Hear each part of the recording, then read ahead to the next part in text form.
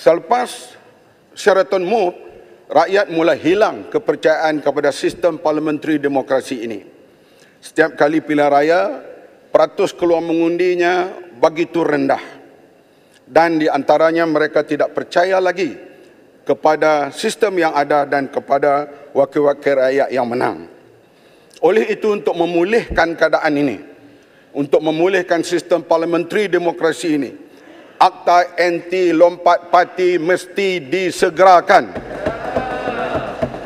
Kalau tak ada Akta Anti Lompat Parti ini, bagaimana kita nak praktiskan parliamentary demokrasi yang subur?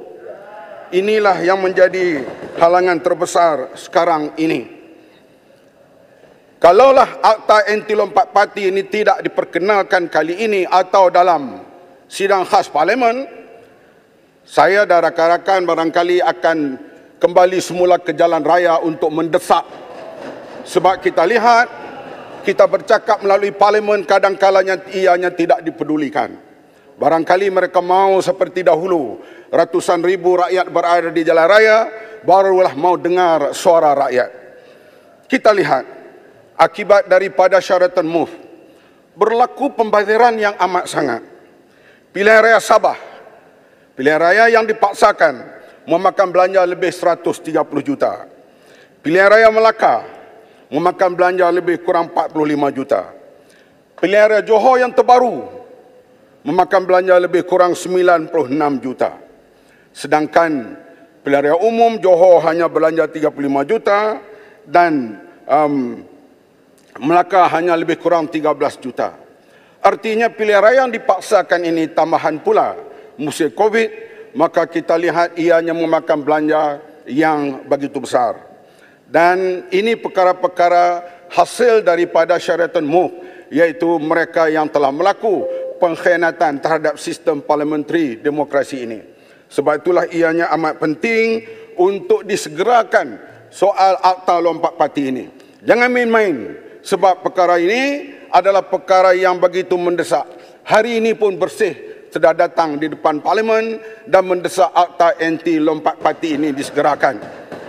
Dan kalau tidak mau dengar juga, maka kita lihatlah negara kita akan berada dalam kegelapan dan penghormatan kepada parliamentary demokrasi ini tidak lagi menjadi satu penghormatan yang ada sebelum ini. Oleh itu, soal ini bukanlah satu soal yang main-main yang perlu dibuat oleh pihak yang berkuasa sekarang ini. Walaupun kuasa mereka itu barangkali macam telur di hujung tanduk, berbagai pihak yang mengugut mereka, termasuk sama-sama memerintah ugut sama sendiri. Ini yang berlaku dalam pemerintahan sekarang yang kita lihat.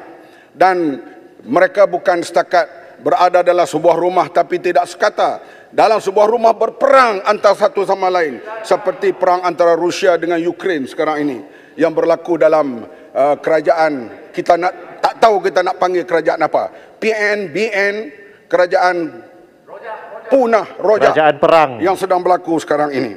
Perkara ini penting, Tuan Speaker.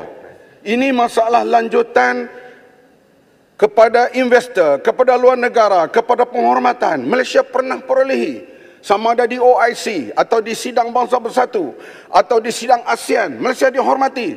Sekarang Presiden Indonesia boleh perli main-main Malaysia.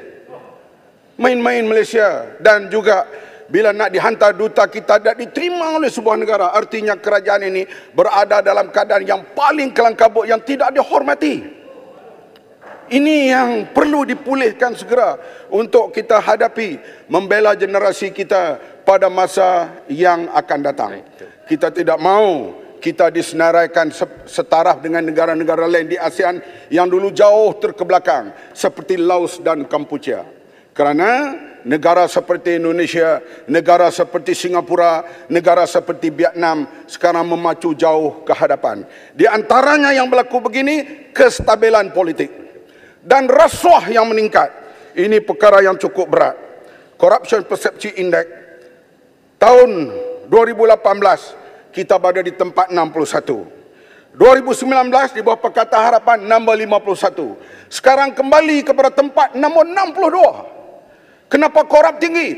nak jaga ini, nak jaga kumpulan ini, nak jaga parti ini, nak bagi jawatan ini, akhirnya rasuah meningkat. Lihat, pilihan raya saja yang dilakukan di 3 buah negeri, sudah ratusan juta wang negara kita hilang. Sedangkan pilihan raya itu tidak perlu. Kalau politik stabil, tunggulah 5 tahun. Ataupun ada satu perkara yang tak dapat dielakkan. 3 pilihan raya ini sudah memakan belanja yang begitu banyak. Sebab itu kita lihat corruption index semakin meningkat, demokrasi, parliamentary demokrasi tidak stabil, maka kita harap pindah segera Akta Anti Lompat Parti. Ini amaran terakhir daripada kami. Terima kasih Yang Berhormat Kota Raja.